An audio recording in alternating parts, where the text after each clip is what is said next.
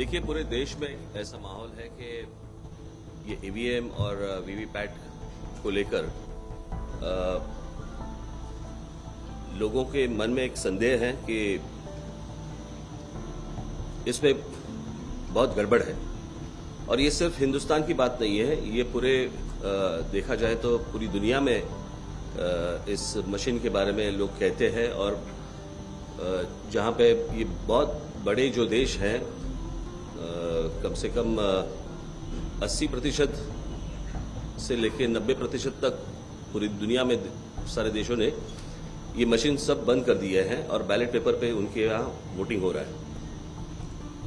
बीच में मैं election commissioner को मैंने दिल्ली में उनके साथ बात की थी, तब मैंने उनको यही पूछा था कि ये मशीन बनता कहाँ है, तो उन्होंने कहा था यहाँ वहाँ बनता है। तो फिर मैंने उनको पूछा था कि लेकिन इसका जो आत्मा है वो अंदर की चिप है, वो चिप कहाँ पे बनती है? तो 3 ही देश है, एक जापान है, एक नीदरलैंड है और एक यूएस है। तो उन्होंने कहा था कि ये चिप यूएस से आती है।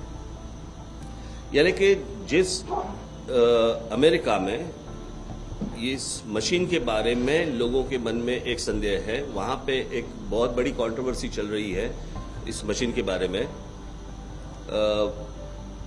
वहां से हमारे यहाँ चिप आ रही है, उसमें क्या फीड किया गया है किसी को मालूम नहीं है। हम लोग बटन दबा रहे हैं और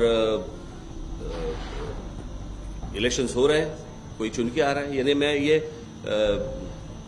ये पहली मैं इलेक्शन देख रहा हूं जहां पे जो चुन के आया है वो उसे भी और जो हारा है उसे भी, इन दोनों को सदमा पहुंचा है कि मैं हारा कैसे और जो जीता है उसे समझ में नहीं आ रहा मैं जीता कैसे। ऐसी बहुत सारी बातें हैं जिसमें कम से कम 371 कॉन्स्टिट्यूंसीज में ये प्रॉब्लम हुए हैं। और मुझे लगता है कि अगर बीजेपी को इतना ही कॉन्फिडेंस है कि लोग उनको वोट कर रहे हैं, तो मुझे लगता है कि उनको भी शामिल होना चाहिए इसमें कि जो मतपत्रिका के ऊपर जो वोटिंग होता है उसमें उनको भी शामिल होना चाहिए। उनको मशीन क्यों चाहिए? इलेक्शन कमीशन मशीन का फोर्स क्यों कर रहे हैं, हमें समझ में नहीं आ रहा है और उसके खिलाफ ये हमारा आंदोलन है। जी जी, तो हम लोगों ने एक फॉर्म निकाला है जो हर एक घर में, हर एक क्या किसे कहते हैं, अभी मुझे हिंदी में मतदार को क्या कहते हैं, मतदाता, हर एक मतदाता के पास ये फॉर्म पहुंचेगा। उसमें लिखा होगा कि मुझे जो बैलेट वोटिंग पे ही मुझे वोटिंग करना है और उसका नाम, उसकी सिग्नेचर और ये सारी चीजें इसमें आएगी और ये हर घर में लोग जाएंगे। और इसके लिए हम लोगों ने एक मोर्चा निकालने का तय किया है 21 अगस्त को। उस 21 अगस्त को किसी भी पॉलिटिकल पार्टी के वहां पे फ्लैग्स नहीं होंगे, झंडे नहीं होंगे। वहां पे सिर्फ अपने देश का जो राष्ट्रध्वज है वही लेके सारे लोग आ जाएंगे और उसमें सारी जनता भी उसमें शामिल होगी। सिर्फ ये पॉलिटिकल मोर्चा नहीं है, किसी सिर्फ पॉलिटिकल पार्टी का मोर्चा नहीं है, ये एक मूवमेंट है और मूवमेंट में मुझे लगता है कि सबको शरीक होना चाहिए। आपने ईवीएम का मुद्दा उठाया, देखिए, अगर ये भारतीय जनता पार्टी अगर ये बोल रही है तो 2014 के पहले यही मुद्दा उन्होंने उठाया था। आपको याद होगा कि सुप्रीम कोर्ट में यही लोग गए थे। तो भारतीय जनता पार्टी को अभी कैसे कॉन्फिडेंस आ गया उसी मशीन के ऊपर जिसके ऊपर उनको भरोसा नहीं था? क्योंकि आपने नेशन वाइड मुद्दा इसका बनाने की शुरुआत की है, खबरें आ रही कि आपके खिलाफ ईडी को लगाया जा सकता है, उसके बारे में आप क्या कहते हैं? मैंने अभी वही जवाब दिया कि आपके जो चैनल्स और आपके जो न्यूज़पेपर्स के जो मालिक हैं उनके खिलाफ भी यही चल रहा है, ताकि आप लिखे ना, ताकि आप कुछ दिखाए ना। तो ये कौन सी डेमोक्रेसी है? ये कौन सा माहौल है? और मुझे कुछ फर्क नहीं पड़ता, अभी तक वो आए नहीं है, आपसे ही सुन रहा हूं मैं।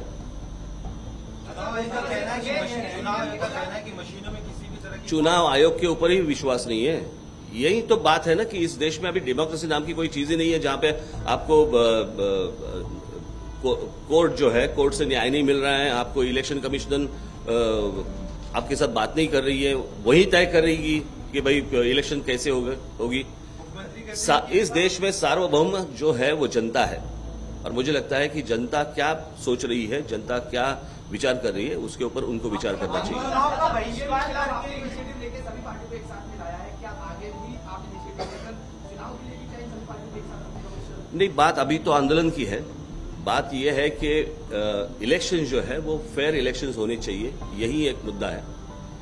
देखिए, कल अगर लोग बैलेट वोटिंग के ऊपर वोट डालने के बाद अगर भारतीय जनता पार्टी भी चुन के आती है तो हमें कोई प्रॉब्लम नहीं है, लेकिन इलेक्शंस फेयर होने चाहिए। और ये जो आप बोल रहे हैं कि इसके बाद भी सबको साथ में लेके आएंगे, बात ये है कि अभी जो माहौल है वो माहौल बहुत खराब है, उसे सुधारना बहुत जरूरी है। इसके लिए मैंने ये इनिशिएटिव लिया है और सब लोग साथ में आ रहे हैं। आपने एक साल पहले आपने एक पत्र सारी पार्टियों को, पक्ष को लिखा था, और अब जब नतीजा आया तो आप सब एक साथ आए। उस पत्र में आपने लिखा था कि ईवीएम का इस्तेमाल ना हो, बैलेट पे चुनाव किया जाए, वरना ईवीएम को बॉयकॉट किया जाए। तो क्या ये भूमिका आगे होगी?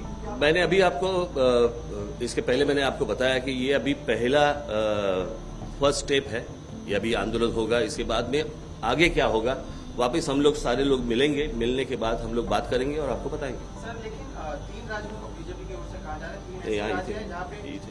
ईवीएम से चुनाव हुए और कांग्रेस सत्ता में आई है, तो उनका कहना है कि ये उनको एक लोगों को एक दिखाना था, उनके मन में जो बात थी वो सेंटर हाथ में चाहिए उनको, तो उनकी बात चल रही थी, वो सेंटर की तैयारी थी। वो आपके लिए उसे क्या कहते हैं, एक आभास एक क्रिएट करना, कि उसको दिखाना कि लोगों को लगे कि भाई नहीं देखो दूसरे भी चुन के आ रहे हैं। ये बस एक दिखावा था। एक्चुअल में उनके दिमाग में चल रहा था कि एक बार सेंटर हाथ में आ जाएगा तो आहिस्ता आहिस्ता हम लोग सारे स्टेट ले रहे हैं। अभी जो अब देख रहे हैं कर्नाटक में, गोवा में क्या हो रहा है। अभी तो ये आरटीआई का भी ये बंद कर रहे हैं, यानी कि हर जगह से ये सारी चीजें बंद कर रहे हैं। आप लोगों को तो पहले ही बंद कर दिया है, हाँ? राहुल गांधी अमेठी में आ रहे हैं और वायनाड में जीत के आ रहे हैं, अगर ऐसा है तो दोनों जगह आने चाहिए, उसको लेकर क्या कहेंगे? नहीं, अभी इतना डिटेल में नहीं, बाद में बताऊंगा।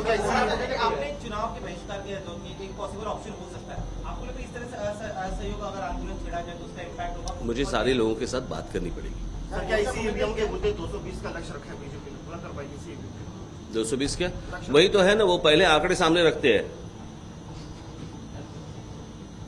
ये कौन सा, ये आज तक कभी आपने देखा है कि हम लोग इतने सीटें चुन के लाएंगे और उतनी सीटें आती है?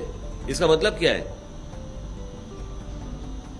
बिना माइक के, बिना कैमरे के तो आप भी तो साथ में बोलते ही वही बात बोलते ना। आप सोनिया जी से भी मुलाकात हुई थी, क्या उनसे भी इस मुद्दे में जिक्र हुआ था, उनका क्या कहना था, क्या वो आपके? जी, इस बारे में वो साथ में हैं, उन्होंने कहा था, इसलिए तो बाला साहेब थोड़ा जो आए तो वो क्यों आए?